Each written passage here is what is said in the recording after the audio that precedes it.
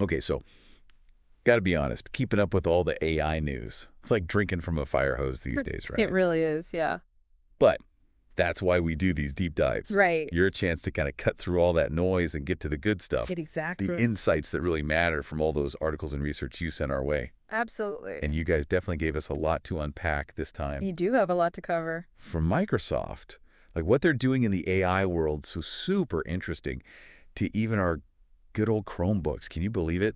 Like they're getting a total futuristic makeover. Yeah, it's wild what's happening. So speaking of Microsoft, can we just talk about their whole like discontinuing the HoloLens headsets? It just seems so strange to me, especially because it wasn't that long ago they were like all in on the metaverse. Yeah, I mean, at first glance, it is kind of a head scratcher, but I think it really points to a much bigger shift for them. You think so? Yeah, like they're moving away from, like you said, that whole hardware focus approach Right. and really diving headfirst into AI as a service. So think software platforms, that sort of thing. Okay.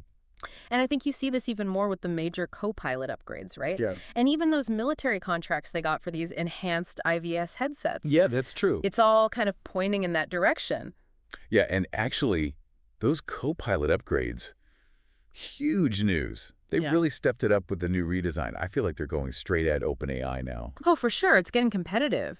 especially with those voice command features and the visual recognition. Oh, And they even have that whole personalized, like, virtual news presenter thing now, it's wild. which kind of reminds me, it feels like they might be taking some, like, inspiration maybe from Inflection AI's Pi Assistant with that whole card-based interface. Yeah, definitely seeing some of that. I mean, it's getting competitive, right?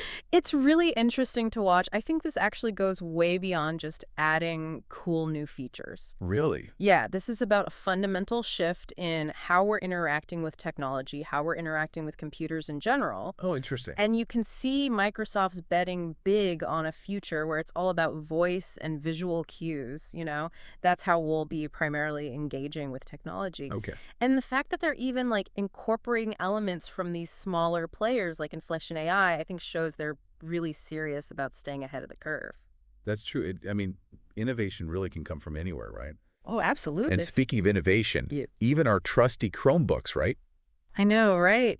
They're getting in on the AI action. They're getting a dedicated AI key Yeah. on the keyboard. I saw that. Wild. It's like, talk about the future is now kind of vibes, right? Yeah. Even if it doesn't actually, like, summon a robot assistant yet. Not yet, but maybe someday, right? Theory. But I think that dedicated key, honestly, is super symbolic, whether or not it like actually does a ton right now. No. It tells us that Google, I think, wants to make AI a core part of how we use these Chromebooks. Oh, interesting. Not just like an extra feature. You know what I mean? Right. Like it's really baked in. Yeah. Whether this actually makes AI more accessible, more useful for the average person, That's a good point. that remains to be seen, but it's a step. It's a step. Yeah, Yeah. for sure. Well, and initially it does sound like the AI features on these new Chromebooks are going to be a little limited, at least at first. Like, no image generation yet, from what I've heard. Yeah, not yet. But Google's promising things like real-time translation and transcription, Right. which honestly could be incredibly helpful for a lot of people. Oh, absolutely. And I think this is exactly the type of development that we really need to be paying attention to right now. Okay. Because it begs the question, is this new wave of AI actually going to benefit a broad range of users? Right. Or is it just going to, further advantage those who already have access to the latest and greatest technology? That is the question, isn't it? It's something we have to keep asking for sure. Okay, so kind of shifting gears a little bit here, but this whole pure AI situation, Yeah. it's really thrown like a wrench into this whole conversation about ethics in AI development. Definitely. In case anybody missed it, they basically got caught like copying another AI coding editor called Continue. Hmm. And they even like tried to pass it off as their own work. Bold move. Not exactly ethical. No, not at all. And I think what makes it even more concerning Right. is that Pure AI had actually gotten funding from Y Combinator, Right. Yeah. which, that's a big name in venture capital. It's you. So this whole situation, it really shines a light on the fact that there could be like ethical blind spots in all this, rush to invest in the next big AI thing. Oh, totally. When you're moving that fast, things slip through the cracks. For sure. And with AI, those oversights, they can have huge consequences. It's true. It feels very like uncharted territory right now, you know? Totally. And speaking of navigating, like the AI frontier, California's attempt to set some ground rules. Yeah, It hit a bit of a snag. it did. Their AI safety bill, the one that would have brought those stricter regulations for companies like, your OpenAIs and Googles of the world, got vetoed Governor Newsom. by Yeah. Governor Newsom, yeah. Interesting, though, because that bill, that was a big one. It was a big deal. I mean, it would have had such a big impact on Silicon Valley if it had gone through. Huge. Like, imagine mandatory safety tests Wow. for AI models before they can even be released to the public. Yeah. And companies could be held liable for any serious harm caused by their AI. That's huge. It's a big deal, yeah. And the crazy thing is, the opposition wasn't even just coming from the tech companies themselves. It was like politicians, venture capitalists, you name it. Right. Everybody had an opinion. Of course.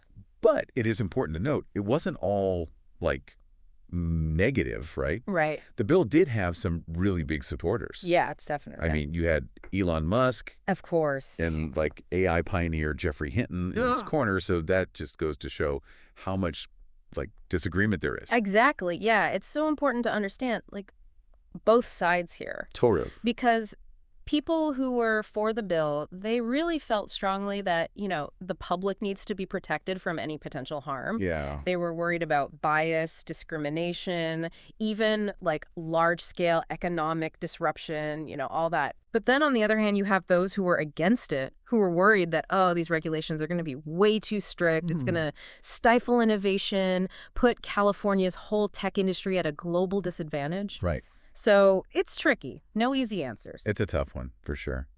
And, like, this conversation's not going away No. just because of one veto. Right. Really. Speaking of navigating, like, tricky waters, did you see this whole thing with OpenAI and their, like, funding roller coaster? Oh, yeah. Wild, right? Crazy. Talk about a roller coaster. They managed to snag a massive investment, though. I know. SoftBank, Microsoft, Thrive Capital.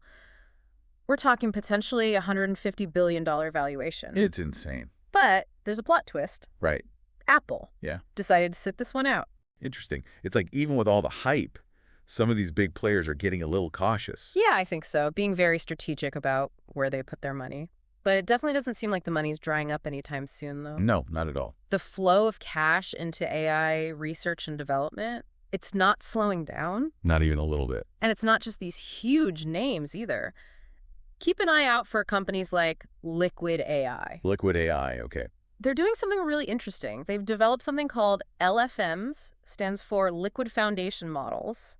And basically, these things are challenging the dominance of the traditional transformer model. Okay, I got to be honest, that one went, like, completely over my head. Really? Like, why are these LFMs so special? Okay, so imagine you have this crazy, powerful engine, right?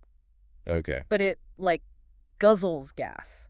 LFMs are kind of like figuring out how to get that same horsepower, but way more fuel efficient. Oh, okay. So they're able to achieve comparable or even better performance than these older models. Oh, wow. But they can do it using way less computing power, which is huge. It is huge, yeah. Plus, they're built to handle much, much larger data sets, which is essential for complex tasks like language processing, understanding complex information, all that. So it's like they found a way to make the AI engine faster and more efficient at the same time. Exactly. Yeah. And this is the kind of innovation that's really fueling the rapid progress we're seeing across the board in AI. That's amazing. But it's not even just about the tech itself. It's also about, like, who has access to it and how it's actually being used globally. No, right, yeah. For example, Google is putting serious money, we're talking $1 billion, into AI and cloud infrastructure in Thailand. Wow. And then you've got ByteDance, the company behind TikTok. Right. They're reportedly partnering with Huawei now to develop AI models using Huawei's chips. It really does feel like everybody's trying to get in on the ground floor of this AI revolution, huh? Oh, 100%, yeah. But I have to say, that ByteDance Huawei partnership, that one really, like, piques my interest. That seems like a really big deal. Oh, it is. It speaks to all these geopolitical factors that are becoming more and more intertwined with AI development. Yeah. With all those restrictions on the chip exports from the U.S., you've got companies like ByteDance that are looking for other options to power their AI ambitions. Yeah, that makes sense. It just all highlights how tech, especially AI, it's becoming like this key area of competition globally. It's crazy how much there is to consider with this one topic. I know, right? We've gone from Microsoft changing up their whole strategy Yeah. to Chromebooks getting all like futuristic Right. to the ethical dilemmas with like AI cloning and then, regulatory battles, the whole quest for funding. Yeah. And now it's like geopolitical implications. Yeah. It's a lot. It really is. It just shows how fast AI is evolving, how big of an impact it's already having. You're right. It's huge. It's kind of wild to see how these partnerships and all these investments are like shaping the whole landscape of AI development. Yeah.